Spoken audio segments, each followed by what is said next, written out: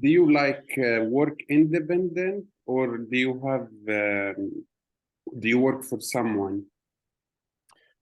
I'm a freelancer, which basically means I work for myself. I'm in charge of my own schedule, and different advertising agencies or brands will come to me on a project by project basis. And so I work for those brands, but I used to like work at companies full time. So I worked at this place called Goodby Silverstein and Partners. They came up with like that original Got Milk campaign from back in the day that was pretty famous. And then before that, I was at a place in Boulder called Crispin Porter and Bogusky, and they were really popular in their heyday. So yeah, you kind of start out working at companies and build up a network, and then eventually, you can go freelance and sort of take on more jobs that are right for you. And I always sort of focused on comedic advertising. Like I never wanted to inspire anyone. I don't like things that are emotional. So it's kind of a bad time for me right now because at least in the United States, everything is very self-righteous. Everything's sort of focused on like cause marketing, which is just like, people want to do good with their brands. And I just think it's kind of silly because no one really wants like moral virtuousness from like, Doritos, right? It's like, why are everyone's trying to save the planet? It's like, it's okay to just be, Funyuns. You don't need to be like every Funyun bag that you buy goes to support, uh, ovarian cancer. It's like, but that's like the generation that we're living in right now. It's like, and there's a lot of pressure to do that. So yeah, that's basically my main job as a creative director. But how do you feel like about employees' rights? For example, they say when you buy an iPhone, there is slavery on, or some people they are like it's better to buy American product. I mean, yeah, obviously you want every like company that you support to be, you know, to be acting humanely, to be treating their employees well. It's just but like if you set yourself to some standard though, someone's going to surprise you and you're probably not going to be able to purchase any product ethically. Like we all know that Amazon doesn't treat their employees well, but it's like it's so convenient. It's very hard to just be like, I'm not going to do Amazon. And then you're like, okay, well, if you take that stance, you're probably going to find something out about every company every pair of shoes. It's like if you really are going to take that stance, you're going to be hard pressed to find like, you know, to live a life where you don't touch anyone that's being kind of abused in some way. That's just like the devastating reality. But I mean, yeah, obviously you want to actively support brands that, you think are treating their employees humanely and are getting, what getting their products from humane sources. But yeah, it's just like, it's kind of, I feel like everyone's got a dirty secret. But how about they say that China companies they work with the government as like one hand. So Mm-hmm. like the and that makes them even stronger because like the government side and the business side are one hand. But in the US, it's not like this. So I don't know why some people have like so much fear from China being stronger. Do you have Yeah. any fear or no? I mean, I don't necessarily, well, it's not something I think I spend a lot of time thinking about, honestly. I actually like shut out a lot of the news just for my own mental health. And it's just politics aren't super. I mean, I feel like once when Trump was elected, it was so insane. And I just saw so many of my friends like losing their minds on social media. And I just was like, this is just not like a healthy place to be. I mean, it sounds like China has a lot of is super messed. The government is super messed up, but it's like we're not we don't know anything. We don't know what the American government is really doing. It's like I feel like we just get the narrative that people pay the money to be told, like so I don't know. I mean, yeah, like I just came out with a book and it's being printed in China and it's like I have no idea. It's the publisher is super liberal. They're like all about you know, underrepresented voices and they're all about inclusivity and they're very, do-gooder. And I obviously admire that, but like they clearly are printing in China when they probably have options to print other places that would be more expensive. So, I mean, I it's like, yeah, I just feel like eventually, yeah, it's I don't want to like, yeah, I don't know a ton about that, but it's a little bit beyond my expertise. That's just kind of a general take. So let me ask you, what's your background? So I was a playwriting major at the University of Michigan in Ann Arbor, and then I went to graduate school at the University of Texas, Austin, and got a degree in advertising. And then I got a job in the creative side of advertising, which does not require a degree whatsoever. So I basically made my dad happy by getting a college degree, but you literally don't even need a high school degree to get into advertising. Um, and then so for the first so yeah, basically from 23 years old on, I was making ads in like New York City, San Francisco, and Colorado for like national brands. I did like a bunch of Super Bowl, or not a bunch. I did 2 Super Bowl campaigns. I did ads for Burger King, Google, Volkswagen, an Audi and Spider-Man promotion, Doritos, Cheetos, Kraft Mac and Cheese, Corona Light, Xfinity, which is a big cable network. So I just worked on really major brands, and I had an intention of doing stuff that was funny. So in advertising, a lot of the people on the creative side will just sort of take on whatever project. But I remember one of my friends gave me this advice that's like, whatever you do, you're going to end up doing more of, right? So if you write this really inspirational ad for a bank, all this, and you write this big anthem, that's very kind of emotional, and the next person that's going to be knocking down your door is the next bank, right? And then you become like the guy that's good at banking anthems, which is like not what I want it to be. So I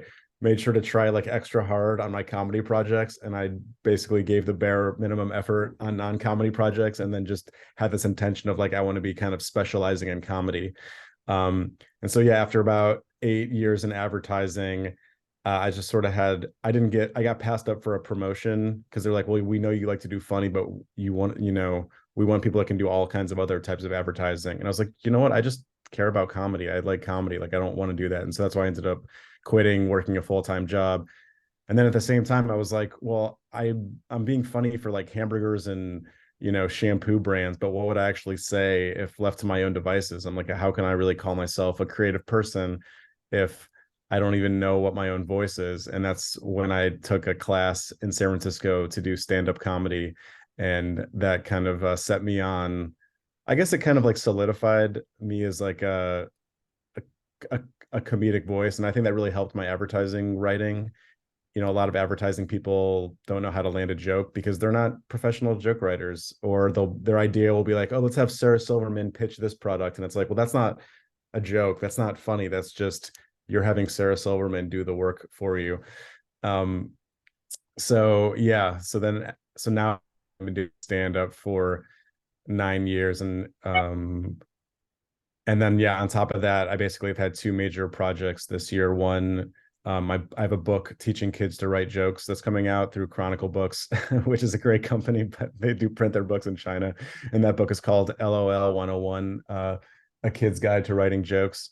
And then I'm also just released this musical number that kind of makes fun of advertising and pokes fun at the sort of performative wokeness, about how they try to be like ridiculously inclusive. I basically call advertising, they're constantly playing this game of racial Tetris, which is like, oh, well, we have a female director, so we can have, we have a female director, so we need, but maybe we could have like a black cinematographer. But okay, and now that we have a black cinematographer, I think maybe the person in the ad could be white. But it's just like all these conversations are about race now, when they used to just be about like, oh, what's the funniest thing we can do? And it's not bad. I mean, it's inclusivity is, good, but it's like, I think the first thing you should do is try and make the best, funniest, most compelling and effective ad possible. But that's way in the past now. It really is about optics and coming off as, as inclusive as possible, even when it's just to make the advertisers look good, but not actually make the it makes the advertisers feel good, but it's like, I don't know if it actually does anything for all the general population that sees the ad. Yeah, I was reading a book, and it was talking too much about there were one chapter that was talking about marketing and comedy. So Yeah, you told me that the companies would hire a comedian, like for example, like Sarah Silverman, sure. to make the ad funny. Right. Is that what you said? Yeah, I'm saying like a company will. So the weird thing is like someone like me, like a copywriter, will hire Sarah Silverman to make the ad funny, and then in their portfolio of ads will be this very funny commercial with Sarah Silverman. But they didn't necessarily write it. I mean, if you're a copywriter, no one knows if you write it. No one knows if your idea was just let's get Sarah Silverman. No one knows if you wrote the full script and Sarah Silverman read it word for word. But that's the thing that is like, if you didn't do anything besides let's get Sarah Silverman, then one of the best comedic minds writes something, then you put that in your portfolio, you go to the next job and they're like, oh, this is the guy behind this really, really funny thing. And then they ask you to do something for them and you got nothing because all you did was say, let's hire Sarah Silverman. Then it just doesn't, it's like very misleading. And that's one of the weirdest parts about advertising is like the credits, just no one really knows what they're getting from anyone unless you basically have a big body of work, but it's just so hard because, you know, there's 10 people on every project. So no one knows who like the idea person was. No one knows who crafted it. I mean, obviously there's titles for that. There's the copywriter who's essentially, you know, a writer. There's the art director who's also a conceptual thinker, but more about the visual side of things. So yeah, it's like, that's one of the weird parts is like, you don't always know what, who is responsible for what makes something good. Yeah, and I don't know. It's like, for example, when you read a book, it's so important to know who wrote it, or if, for example, if it's a joke. But we are Yeah. not used to like advertisement is always used to get people attention and to make them buy the product. Like Yeah. nobody cares who write it or did it. It's different. But I was Yeah. thinking that being a comedian, how often can you get a job from companies to make their advertisements funny? Is it like popular? Is all because people want to be comedians and make money.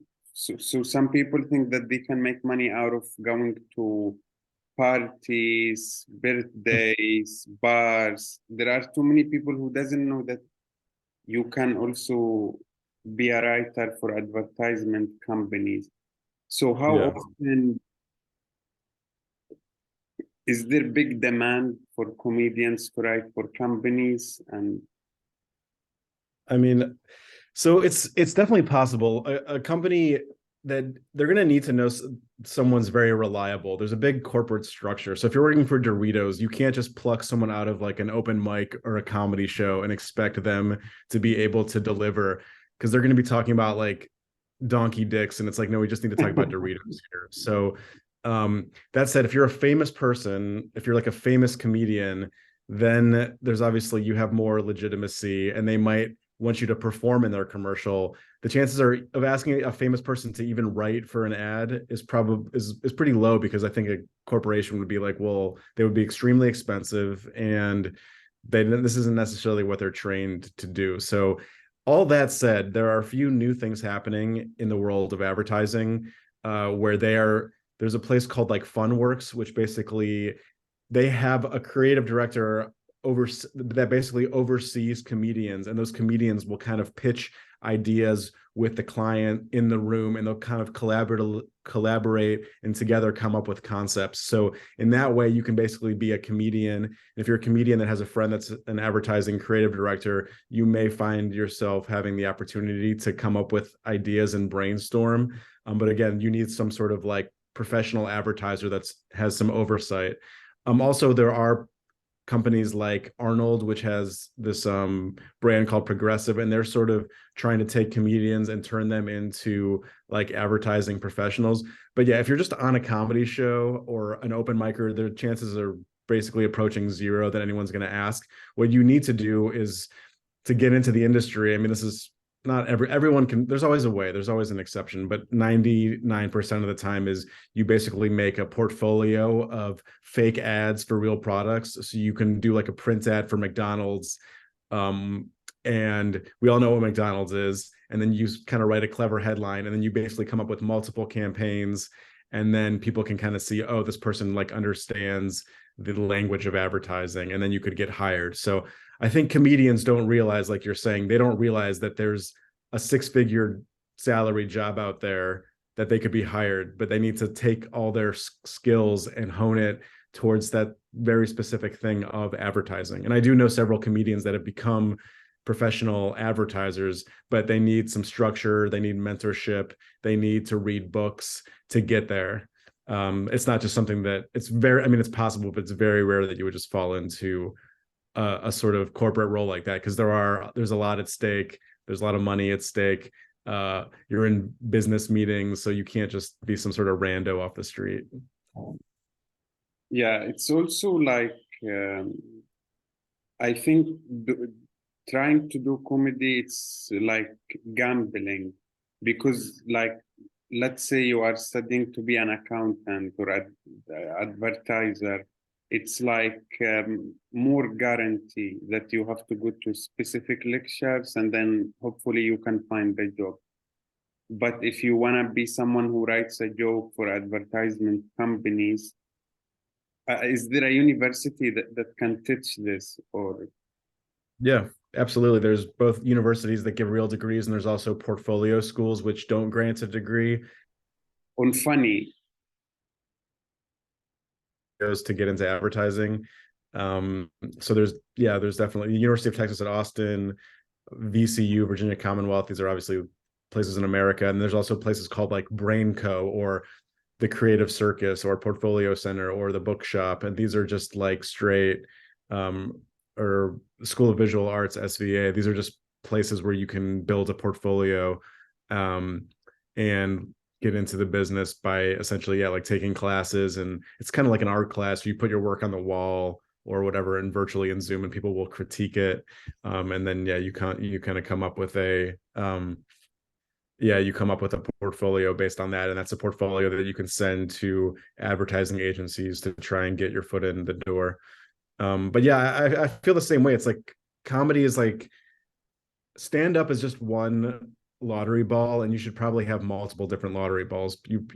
It's like trying to make it as a professional basketball player. I mean, you could be in the NBA, right? The NBA, that's the very top tier, but also, some people play in China, some people are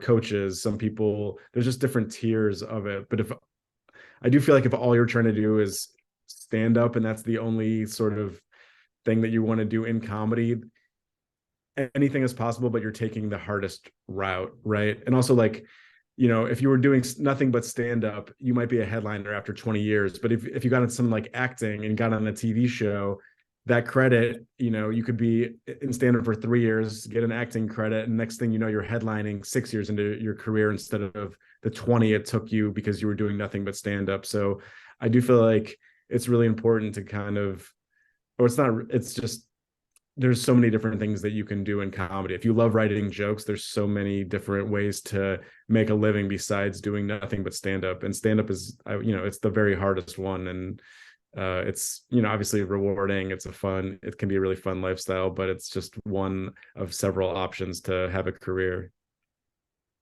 No, it's honestly to do a comedy and to be professional and like the traveling and so have you been on like a tour? In stand up? Yes. Yeah, I've been on a tour, but not like where I was the headliner. So like you kind of can make your own opportunity and get booked on a bunch of different shows, but it's not like I was like the person that people were coming to see and I was selling out like Zanies in Nashville and I was selling out the Punchline in Sacramento. So I've done a tour in terms of I got booked on a bunch of shows in different cities and kind of was doing a set that was 10 to 30 minutes for like 3 weeks straight for a month straight, but I'm not at the level where people were like essentially coming out to see me. Which, that's just where I'm at. I mean, several of my, I definitely have friends that I started with that are at that place now that are selling out theaters now that are opening for, Joe Rogan now, your guy Joe. But yeah, that was like another thing, is like I really like stand up, but performing is, it's super, for me, it was a lot of anxiety. Like I basically got diarrhea for like the first 5 or 6 years of stand up, and I just kept doing it because it was so hard, not because I was necessarily great at it, but I think it's a really good skill. Um, but yeah, also it's like tough because you can kind of age out of it. Like any 20-year-old dude can do stand up and go all in their 20s, but like as you get into your 30s, now I'm 41, and in your early 40s, if you actually want to have like a family or a little bit more stability, it's not super, that it doesn't make as much sense in your 40s as it does in your 20s. Like those late nights, those nights of drinking, it's like it's a little priorities change, or like if you want to have a little bit more stability, that it's so plenty of people are still doing it. It's just like that's not necessarily who I am. I don't dream of being on the road 300 nights a year. That would give me basically diarrhea 300 nights a year. But I like it as kind of like a balanced diet of other comedic things I'm doing. Okay. So, who did you know that opened for Joe Rogan? You say, And now I'm like, we're definitely going to get back to Joe Rogan. Brian Simpson. He's he's a comedian. I think I knew him when he was in LA. I ran a show at the San Francisco Punchline. Uh, we basically had a show every 3 months, and I saw him at this place called The Setup in San Francisco, which is run by these two guys, Richard Cervate and Abhay Nadkarni, and they run a really great show. And I saw Brian there in the basement, and he was like headlining, and he was just crushing, and I loved him. And I was like, we got to bring this guy up. And it's funny because I think Facebook just reminded me of like 4 years ago, and Brian was like doing our show, for not a ton of money. And then, you cut to like 4 years later where he's literally taking photos with Joe Rogan at like arenas. And now he has like a Netflix special. He's headlining all over the place. He moved to Austin to basically, I think, get more opportunities with Joe Rogan. And he's like absolutely crushing it. And I love him. He's just a great he just has a different point of view. Like there's so many even comedians, you think there's that sort of contrarian instinct, or that instinct to like stand out and not think how everyone else is like. But Brian definitely just, yeah, he's really an independent thinker. And he's really fantastic. He's a blast. But yeah, he's done so crazy well. It's just amazing. David Letterman had him on his Netflix show where he interviews comics. Like, yeah, he's doing really great. that's really amazing. But how does it feel that, like, when you watch this person, like, from the beginning, and then you watch him with Joe Rogan, like, to witness this, does it like give Yeah. you fuel? Does it give you motivation? Does it make you feel that everything is possible? Because, like, I see there are too many people that maybe they grow up with the wrong parents, or someone told them they Yeah. cannot make it. So they have wrong idea, like, about life, or they think if you want to be rich, you have to get raped, or you have to, they have all Yeah. these wrong ideas. So how is it when you witness someone? How does it make you feel, or change? Yeah, I mean, it's funny because like I think if you witness someone that you really love succeed, it's a fantastic feeling. It gives you hope. And then there's like the opposite, which is like when you see someone that you really can't stand and they do well, it's like very infuriating.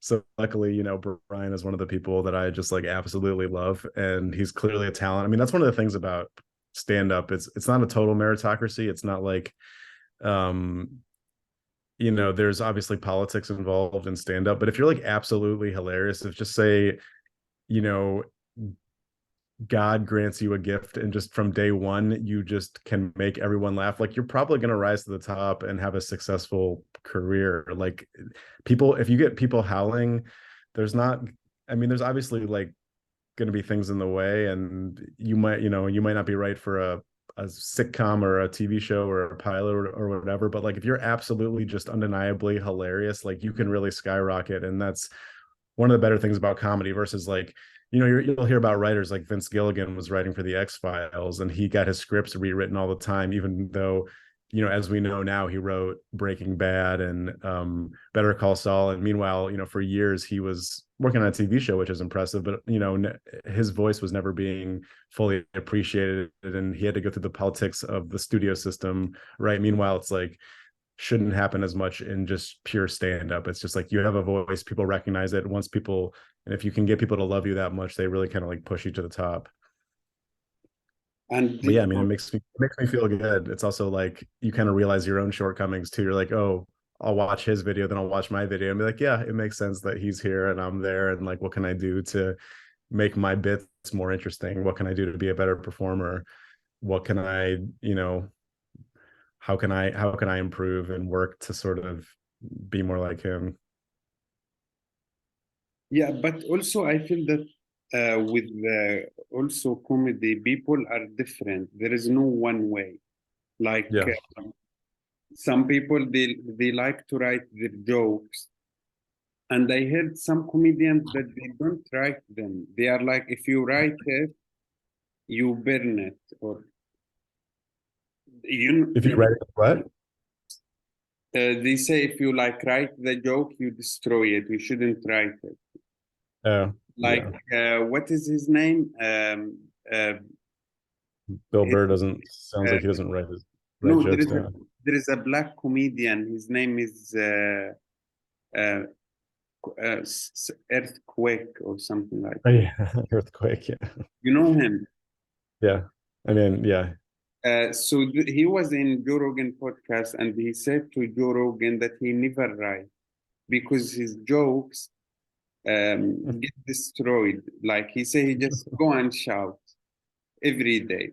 And also he is lazy person. Like he said to Joe Rogan, like, I'm so lazy, I don't like to work out. But Joe Rogan was like, no, I like to write. I like to work out. So I feel like comedy can even works with different personalities, different Yeah. ways. But I feel that it's easy when you find your style, people. For Mhm. for example, I when I listen too much of Joe Rogan, I feel that I am kind of like his style. Now I'm Yeah, exactly. Yeah, no, it took me, I lost a year of comedy because I was trying to be a Bill Burr when I wasn't an actually angry person. Like, I was just like, I love him so much, I'm gonna approach everything as a rant. And meanwhile, it's like the things that I was complaining about just didn't really warrant a rant the way that the things, it just didn't work for me. Like, and sometimes, or I thought, so yeah, I basically spent a year being angry on stage to be like Bill Burr when it didn't work at all. It's like sometimes, like, it's like, and I used to be really heavy, and I told jokes about it. Then I lost a lot of weight, and I told jokes about when I was heavy, and then it's like people just didn't want to hear. Then there's like a much fatter person that went before me that was telling their fat jokes, and it's like, well, I'm going to laugh at the fat guy's fat jokes, but I don't need to. Even though you went through all those experiences that he did, and you were fat, it just doesn't come. It's less believable or less funny coming from you now that you're a skinny person. It just sort of seems like you're making fun of fat people. So it's all about, like, are you the right package? Are you the right are you packaging your material in the right way? Mhm. But But also what I meant, for example, let's say like Fluffy, for example. yeah, I don't like his like. I am not anti Fluffy, thank but God. I would I am not into the way he dress. Uh, he talks. He's like. I feel that Fluffy. He's like he represents a funny Mexican, yeah, and I'm not anti this. It's just not my taste. But for yeah, example, it drives me crazy to know that Joe Rogan hunt because for me, I'm fascinated by hunting. I even sometimes the Joe Rogan, what that? hunt hunting. Oh, that he hunts. Okay. I'm so fascinated. Even sometimes I remember in the past I would go out in a date with a girl and she would tell me, "What's your dream?" I tell her I wanna hunt a bear. Look at them. I kill them. And then she would order chickens. Anyways, but This in Yemen? sorry, no. This, In Yemen or Cyprus? in Yemen, there is no dating. In But seriously, there is no dating. But Yeah. I love the UFC too much. For me, I am like every weekend. This is like the most important event. It's Yeah. for Muslims, Friday is holy day. For Christians, for me, it's the UFC. That's my life. Yeah. So, special. So, all this enhance the love of him, and also feeling that Yeah. if I follow his style and the way he does it, it might work for me because Right. I like to listen more to his podcast. But Fluffy, I cannot look up to him. I respect I respect him. Wait, you don't respect him or you do? I respect him too much, as I respect Joe Rogan. Yeah. I mean, the thing about yeah, it's like, But it's just this comparison. yeah, that's the thing is when I don't like people like that, I'm trying as I'm getting more mature, I'm like, okay, well, what is it about Fluffy? And I think that not that this needs to turn into a Fluffy conversation, but like I have to respect he's in the very top 1% brilliance at like vocalization. And if he tells a story about getting into a car and driving somewhere, it's like I got into a car and he like does like the opening the door sound, and then it's like, and I drove off and then I stopped. Like that dude can just make the most boring, versus me on stage or whatever. I would just be like, yeah, and I got into the car, drove to my friend's house, I got in, and that's not exciting. But like Fluffy has that. It's not like he's doing anything. It's not like any comedic brilliance, but he has the tools of just driving somewhere is the number one most compelling person of like there's nothing happening, but he makes it super entertaining, just the sounds. And like that is one thing that and I'm trying to do that more of like, okay, if someone's successful but I don't like them, like let me try and at least learn what is like really really stands out about that him. So that was one thing I sort of grew to respect, even though like, yeah, he doesn't make me laugh. He's just kind of like a friendly fat storyteller, but yeah, he is good at that. So you said you were fat, or Yeah, how many like pounds or I was like kilos? 240 pounds. So right now I'm around 165. So I'm like I think I'm like 75 pounds less than I was in high Wow. school. Yeah. So you look different person. Yeah, for sure.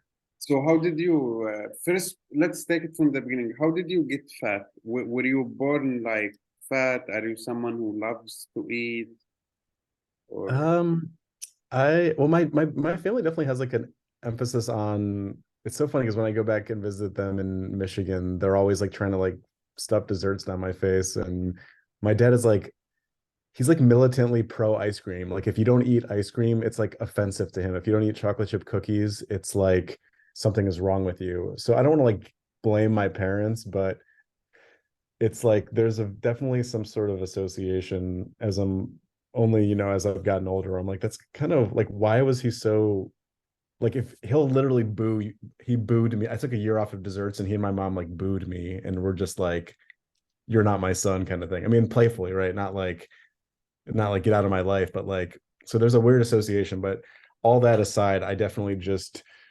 overate. Like I would have at school in high school, I had lunch at noon, then I took the bus home and I lived downtown in Ann Arbor, Michigan.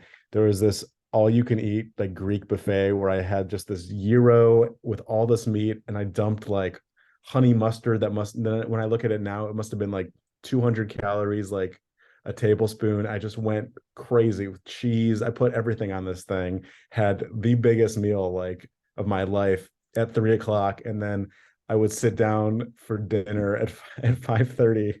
Like, so in the span of like 6 hours, I mean, I was probably like 6,000 calories a day. And I just did it like constantly. I remember as a kid, I had like chili cheese Fritos in my bed. I like literally just had snacks in my bed. I think I just was in the pursuit of flavor. I don't know. Yeah, I just overate, and I actually still overeat. It's just that I exercise. I mean, you can see this elliptical machine. I basically feel like I overeat about 700 calories a day now, and I just elliptical off 700 calories a day. So it's been pretty stable. But I'm also I've been vegetarian for a long time, and I was still like an obese vegetarian back in the day too, which is an impressive combo. So, first of all, what make you change? Like, did someone call you fat? Did someone break up with you? Yeah, yeah, definitely. It was like there's this girl, Becca, that she wasn't dating anyone. She was complaining about not having a boyfriend. We totally hit it off, and it was just like, okay, there is absolutely no reason in this world that we should not be together. This is just because like I'm fat. I mean, I knew that I wasn't dating anyone because I was so heavy, but I was like, all right, this is clearly like we can go out together if I lose all this weight. Um, so yeah, I basically kind of just in my head made her this like, the poster child of my desires. And then yeah, in 4 months, I basically only ate Subway sandwiches. There's this thing called I don't know if you have you heard of the Subway diet? I There think, was it was this ad campaign where this guy was like only ate Subway and lost like 300 pounds. Now he's like a pedophile in prison, I think. But anyway, so I ate like Subway, a foot long Subway veggie delight, which is about 450 calories, and then maybe like an English muffin with some jam. So that was about 650 calories, and then like probably like 10 Diet Cokes. And then I would basically only burn that off on the treadmill. So my net calories per day was probably around 1500 and negative 1500 and negative 2000. And so yeah, over 4 months I lost like 80 pounds. so. I think you are, and I mean, um, sometimes it's even good to have motivation, like Yeah, from a girl or whatever. It makes you sure. work harder. So they even Yeah. say like, if you wanna do something and you don't wanna forget it or you wanna focus more on it, give yourself a reason Yeah. to train one. But how do you count your calories? Do you have an app or on your No, I phone? kind of just um it sort of just depends. Like some things that it'll say at restaurants, a lot of restaurants in America, it'll give you the calorie count or just reading the box and just sort of knowing by now, you get a general sense. Like anytime, I mean, any groceries I bring home, it says calories on the packaging. So I'm not like militant about it, but you kind of know like your average slice of pizza is probably like 400 to 500 calories, or you kind of know that um each slice of bread's about 100 calories, or so you kind of just by doing it over Practice. the course of your life, you get a sense of like, or it's like, well, if I know I'm going to have a huge meal for dinner, I'll probably try and do like a really simple breakfast and a really simple lunch and have like or I know like sushi roll, like avocado roll of six little rolls is like 150 calories. So it's like if I know I'm going to go hard one day, I'll just make sure that I'm like I have a sushi lunch and probably eat like 300 or 400 calories for lunch, and then I can sort of let myself indulge for dinner and sort of just keep playing that balancing game of Yeah, like, or if I had a crazy big breakfast, I'll have sushi for dinner, things like that. yeah. I I think you are. It's good idea that you are eating less calories to lose weight, but I think the calories you are eating um, don't have a lot of protein Yeah, from. probably not. I mean, I do have some protein in my diet, but also, yeah, like I have trouble. I had like a personal trainer for a couple years, and it was very hard for me to put on muscle. Um, I mean, yeah, obviously like cheese and beans and rice and tofu, peanut butter, stuff like that, fake meat sometimes. But yeah, I definitely, yeah, I'm probably not getting as much protein as I need. I'm sure Joe Rogan would have something to say about that. But why are you vegetarian? I think meat just grosses me out. I was like a super picky eater as a kid. And so I love your face right now. I Yeah. had And then this. I had this for 10 years. oh yeah. Every time I eat meat, I throw up. Oh But my God. I needed to eat meat, um, especially I started to go to Taekwondo Oh, really?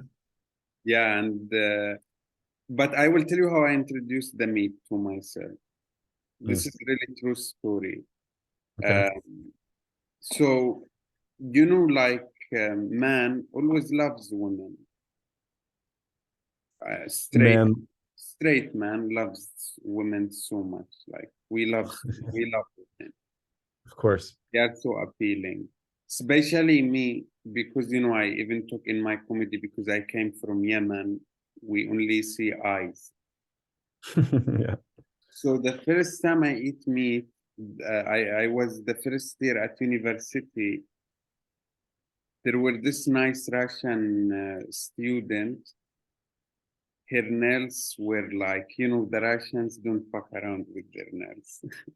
They Yeah, I are love Russian. always on shape and nice colors. So I took her to KFC.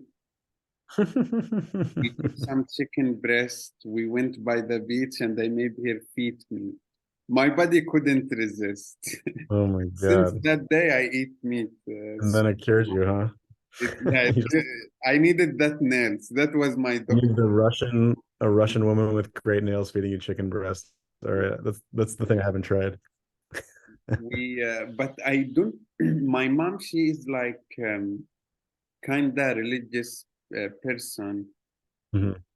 I feel that the more people religious, the more crazy they are. So when I told their mom why I don't eat meat, she's like, "You have bad eye. One time you were eating meat when you were like 3 years or 4 years, and our neighbor came in, and she was like, 'Wow, this kid eats too much meat.' So that woman was famous in the village that she smashed people with her eyes. So I'm like, God, like you come from Yemen, you don't eat meat, and they explain it to you like this, they freak you out. You are Yeah. until I Well, I met remember, the Russian lady. yeah. I well, yeah, I'm Jewish, and I remember I went to my buddy's birthday party when I was like 5 or 6 years old, and I had pepperoni pizza for the first time, and it was like the most delicious thing I ever tasted. And it was like spicy, and my parents obviously never gave me that because we didn't keep kosher, but we would never eat products that couldn't be kosher, so no pig products. And then I came home and I was like, Dad, I had the best tasting thing ever. It was like pizza with the pepperoni, these little spicy little red discs, and it was delicious. And he was just like, Jews don't eat that. And then that was like literally the last. Why? I still remember what it tastes like in my head, but that was the last time I ever had pepperoni, like But why? when I was six Why years you old. Jewish don't eat pepperoni? Why don't we Jews eat pepperoni? You don't eat pork and you don't also eat pepperoni.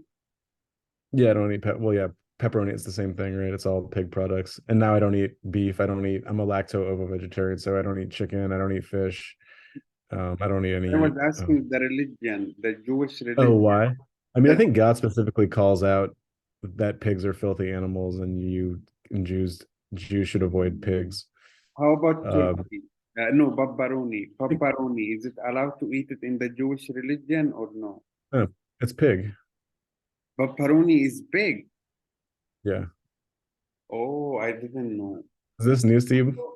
I'm so fucked up. But for me, I don't like. I think pepperoni is kind of birds, and I was. But for me, I don't like pork. Yeah. It's not so delicious for me. But when I go with people for the first time, I really mean to order pork. Just so they are like, this guy is open-minded, he will not Oh, go. really? Because people watch the small details. For Hmm. example, when you come, you tell them, I came from Yemen. They have that idea, 9/11 and all that drama. So you just order two pieces of pork, let these people And it all relax. just goes away. Yeah, that's like it's like a social savior. Yes, yeah, right. So I would order pork all the time if I'm meeting people for the first time. Wow. And I don't just think that's like a thing in America. I don't think that would like make as much sense. really, I think I never Maybe did. in the South or something. I don't know. The South, yeah, because for example, I never been to places like New York or Canada. Like I never seen Yemeni gay or Arabic gay. Like Yeah. where I am here, they are not even so happy with the gays. Like I never Yeah. even lived in place where people as open-minded as Toronto or New York or this. Right. Yeah, of course. So So maybe when I'm terrible. in different environment, I will not order pork, but here I need. Yeah. South.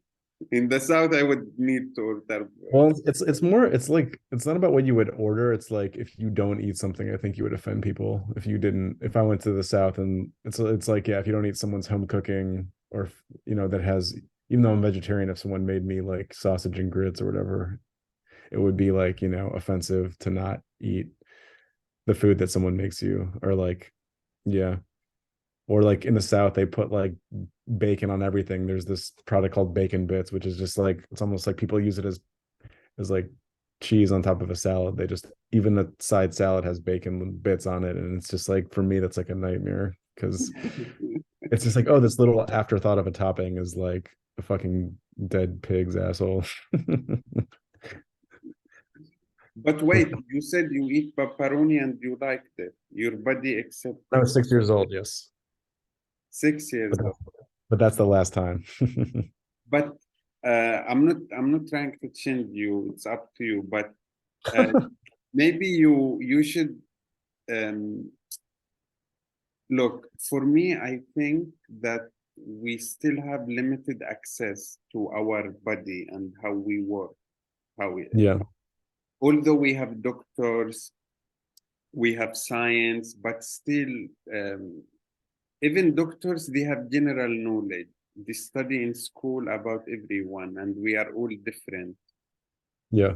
So I think that I am not happy, but there is that power in your mind that sometimes you can find a nice lady, maybe try my try try like different flavors.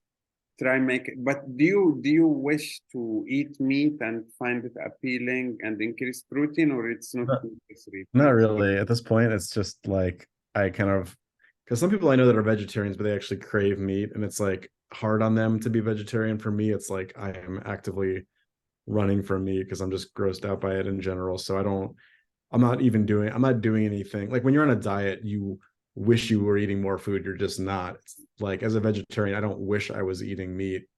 I don't want it. I'm running from it. Like I said, there are vegetarians that are the other way, that are like, they wish they would have meat. Like my writing partner basically didn't eat meat, and then essentially got this like prognosis that he was never going to be able to like have normal hearing again. He's fine now, but he got that prognosis, and then he basically went straight to like a Shake Shack and had a hamburger after being vegetarian for like 4 years. When he got this, like what he thought was basically like life altering news. But yeah, I'm not like, at this point I really just run from meat. But I really got it. I feel that you are like too nice, too domestic, that you don't even want to play with Probably. the blood and killing and. I mean, if it I don't have a ton of empathy for animals. So it's not like I'm not like a dog person. I mean, I'm fine with animals, but I just that's like, but yeah, I mean, I'm not, yeah, it's not because I'm an animal person. Gross. Like if someone tells me meat is gross, I would understand it. Like you cannot say flowers are gross because they are always nice. It's nice to touch a flower. It's nice. But if you tell me meat is gross, I can under it doesn't even smell like, I mean, for me it's so appealing, steaks and Yeah. this. I mean, I don't think it's like if someone eats a hamburger and then wants to make out with me, I don't mind that. It's just I find it, yeah, I don't want it in my body. So tell me, I ask you now something personal, and you don't have to answer, but they always make fun about vegetarian. They are like, Uh, if a girl is vegetarian, they are like, so do you swallow or no? And if a guy is vegetarian, do you lick the girl or no? Or Yeah, is of it course. wrong? Because it's No, that's all good. I don't have a problem with that. Even though the way that they phrase it is like eating asshole, that's like such a strange way to like call that activity, like as if you're like have a knife and fork and a bib on and you're just like eating an asshole. It's I mean, for me, when it comes to these things, I don't even understand. For me, it's about how appealing is the girl, and also how she fucking smells. yeah, Honestly, some people is it's like yeah. you get. I was trying to talk to my friends. I was like, I'm trying to figure out why some people are like. Let's talk in general. For example, our bodies or our brains or our eyes, it has like different ability and different design. And some people are even better than others. Do you agree with this or no? Some people are better than others with like Yeah. their eyes, and I In mean, general, their brain, their eyes, their yeah, of body. course. Yeah, I mean, people are not created equal in terms of it all. Yeah. So, do you believe in God and think that we were all made by God and He made some people better and I don't people? think I think I mean I don't fully I feel like I'm agnostic, like I don't exactly know what happened, but I believe in evolution. And I mean I don't think like when it's like all people are created equal, it's like I don't think anyone has the right to if you're in line at a restaurant, no one has the right.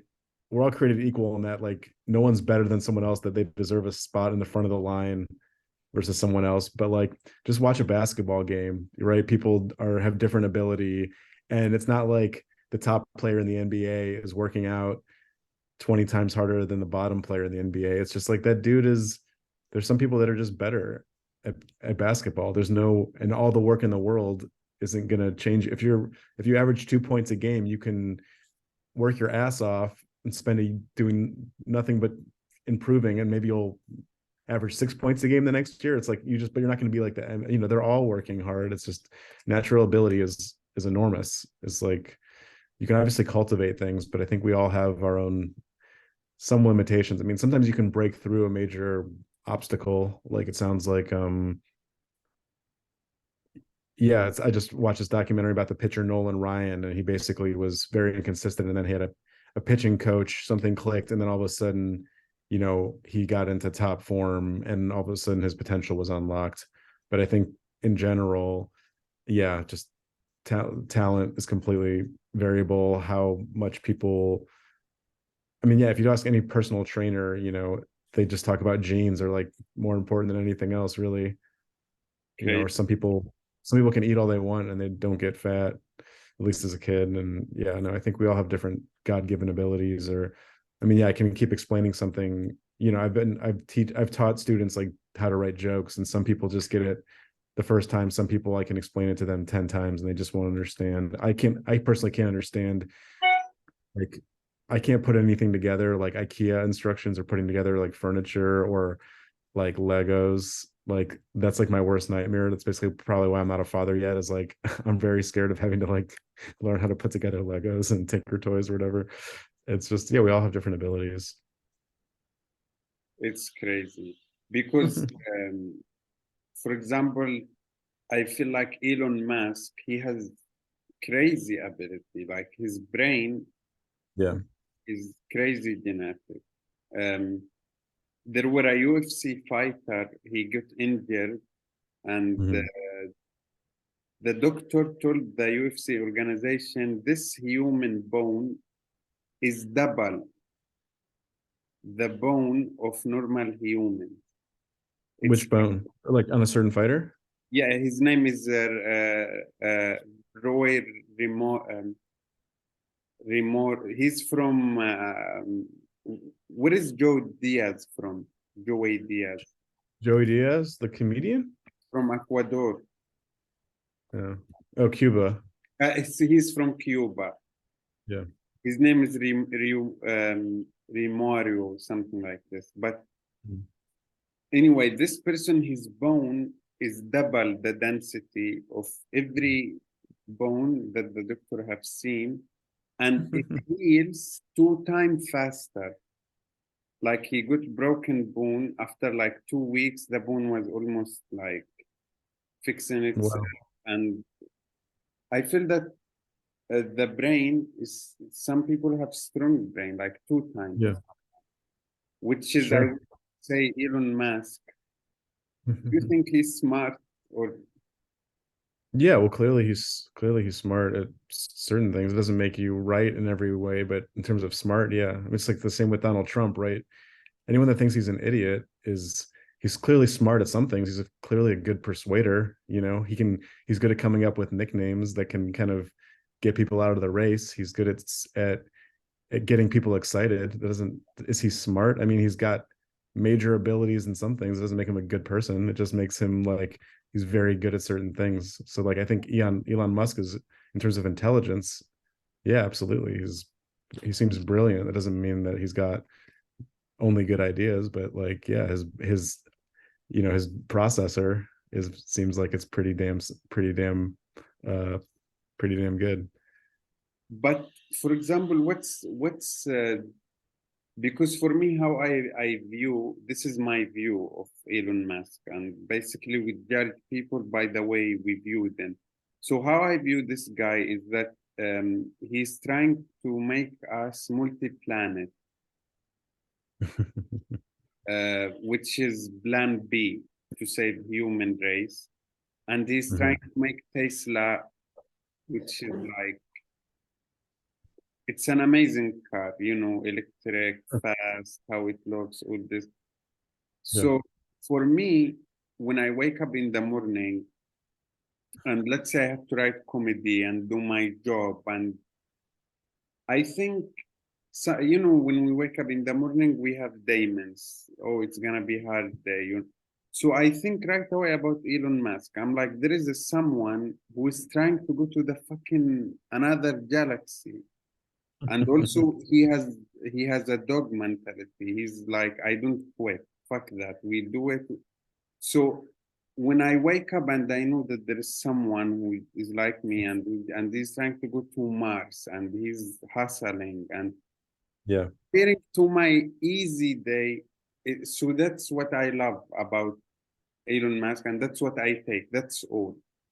Maybe Yeah. you can tell me your point of view or how, yeah, because that's why I even do this podcast. I'm interested to see different how people think about things in different way.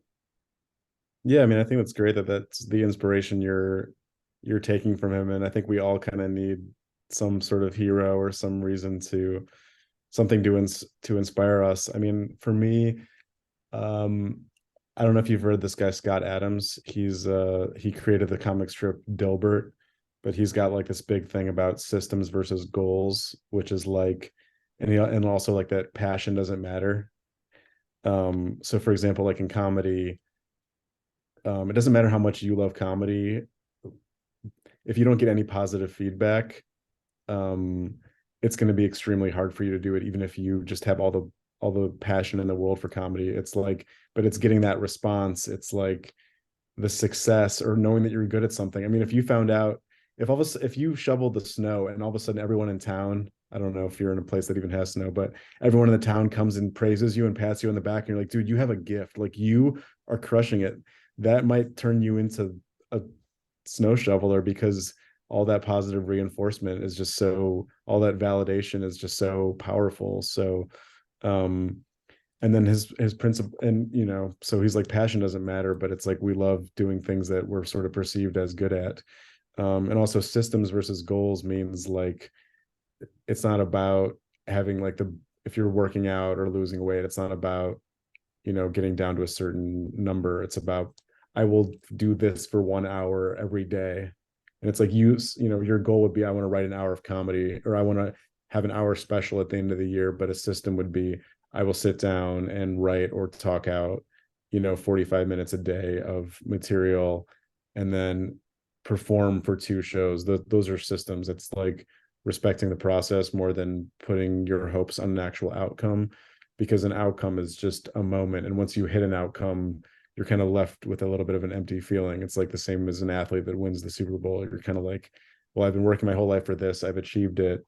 Now what? Versus like, no, my whole thing is like, I am putting in this time and this work ethic, and that is all. And I let the rest go. I mean, obviously goals can be helpful. Um, if you want to achieve things, and it's stupid to not sort of have some, North Star. But for me, it's like, yeah, I feel like, you know, just I want to, like, exercising. It's like, yeah, it's not about some killer body. It's just like, I just want to do this for an hour every single day. So, and I think having things like that is really helpful to just keep your life in shape and help you from sort of falling off the wagon, is when you're like, I know that these 5 or 6 hours of my day can be accounted for. Like, it definitely was helpful during COVID to, like, I'm taking Russian classes. Been taking Russian for like 2.5 years now, basically since COVID started. And it's like, just to give my day something to do for half an hour, or I don't have to question what it is. It's just like, I will be learning this language. Like, so instead of just being lost or playing cards online or playing video games or whatever it is, it's just like, I know that I know what to do with myself for this many hours a day. And that's kind of like a little bit of a boost to kind of keep me in line and keep me sort of productive. That's nice. I mean, to also like have this kind of routines during the day, and it's nice for the brain. Like, it always works different muscles when you do the right Yeah. thing. So it's all good. As I told you, we will do it for 1 hour. I have the last question for you. All Why right. you don't come to Hell Mary Zoom? It's been a while. Probably because I did have a weird interaction with someone on that mic. Oh, really? um, Do you want so to it's been talk about it or no? I don't necessarily want to talk about the person, but Maybe it's she or he not there anymore. maybe not. Maybe I'll privately message you. But yeah, I ended up. I'm trying to think. I ended up kind of being. I do really like that mic for completely new material. Like, I think it's a really great place to just try stuff out. But then I think I now it's at the same time that I write with my writing partner. So that's probably number one reason. Second reason is, I ended up hanging out with someone from that mic. And then I thought it was as friends, and she was hoping it was kind of something romantic. And then when I sort of expressed that it wasn't, that kind of ended Uh, our friendship completely. And then she had basically had me booked on this comedy festival, and then was no longer interested in me performing on that comedy festival, which didn't sit very well with me. To me, that was kind of like a almost like a Me Too situation. I feel like if the sexes were reversed, it would be completely inappropriate. Um, so that was yeah, that was another thing. But I definitely should get back on that. I think it's really fun for new material. Um, I mean, for me, the only I have faced this with one mic. I'm not gonna say the name. yeah. The host, there are more than one host for this mic, and Mhm. they are so professional on bullying people. They like to bully the comedians before their set and up. It's not even comedy anymore. It's not fun anymore. It's just you feel that these people were bullied on school and their Mhm. parents were drunk, or I don't know. But if I was Yeah. in a real mic life, I would tell them this and maybe punch someone in the face. But it's so ridiculous how they bully people, because I feel like comedy is an art. You can make fun of someone's set, but you always have to have some indignity, some level, some. But they just bully people. Like, they would just make fun of you all the time. So I stopped. I mean, Yeah. but if you had a problem with other comic, maybe it's easier to just ignore them, Yeah, especially. yeah. It's not that, especially on a Zoom mic, yeah, you can probably just get.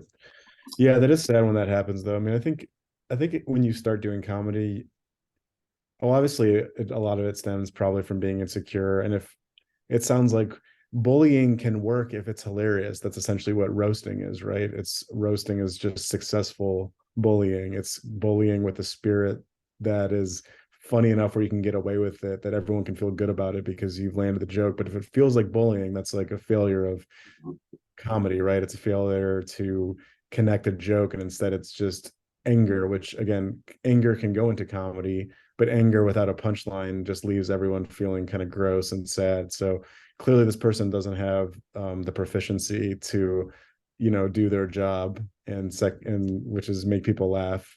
So it's just and secondly, and I think this is one of the things you understand as you do more comedy is like everyone's set is in a different place. Like when I'm if I'm up at a mic with John Mulaney, he's probably doing, or if I'm at a show, he's probably doing his absolute worst stuff because it's in front of 50 people versus for me, 50 people might be, in the top quarter of my shows for the month. So it would matter a lot to me. So I want to give it my absolute best. So it's like this is my best, this is Mulaney's worst, and maybe I'll do better than him that night, maybe I won't, obviously, but like you just don't know where people are on their journey.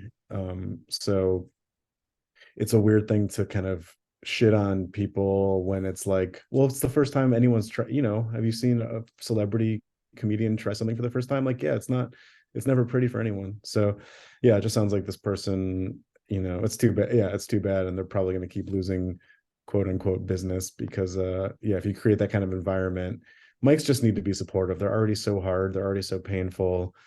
There's just no real place to just make people feel worse when you're already just, it's already kind of a tough place to be to begin with. Yeah, I mean, it's like to make people puke and bullying. It's like, as you said, no punchlines. I felt it that way. And I felt bad for other people that cannot speak for themselves. Like Yeah, exactly. for me, I am like David Goggins. Like I don't really care, honestly. But there are some people who might get hurt or whatever. But I would like to thank you so much. I really had Yeah, thanks for having me, buddy. fun. I mean, it's so much fun to listen to you. You are calm, relaxed, nice voice. It was so much fun, honestly. Even the time goes so fast. Because Yeah, I can't wait. with my podcast, some people, it goes so long. And when I finish the podcast, I'm like, I don't think I want to be friends with these people. But I was like, you are really the opposite. I had so much fun. And you told me you are in New York, or no? Yeah, I am. So let's see. Are you gonna be out here? I mean, I do want to live in New York, but it's part of the dream. Oh, you To want to come to Austin, right? Yeah, but for sure, like to visit New York, it's gonna be like Yeah. a dream. Well, you're doing a great job. I mean, you are like there's not a lot of people like you out there that have kind of put this intention out there, and now you have friends essentially all over the world through comedy and doing it in a place where not that many people are doing that. So it's very have built a network, just by um being funny and creating a space for people. And yeah, it's definitely, and your sets are always hilarious. So um yeah, man, I appreciate you having me on. It's No good to see problem. you. I feel like you're a brother. We're like brothers in in a way. Maybe it's just the look or something like that. We got that Middle Eastern flair or something. No, I really appreciate you, and it was so much fun to be with you in the Zoom and watching you. I felt the same, and your set are hilarious too. That's why I want you to be back. And really, thank you so much for giving me the opportunity and the chance and your time. I appreciate this so much. Thank you, man. I'll talk to you soon. Okay, take care. Bye bye. All right, see ya.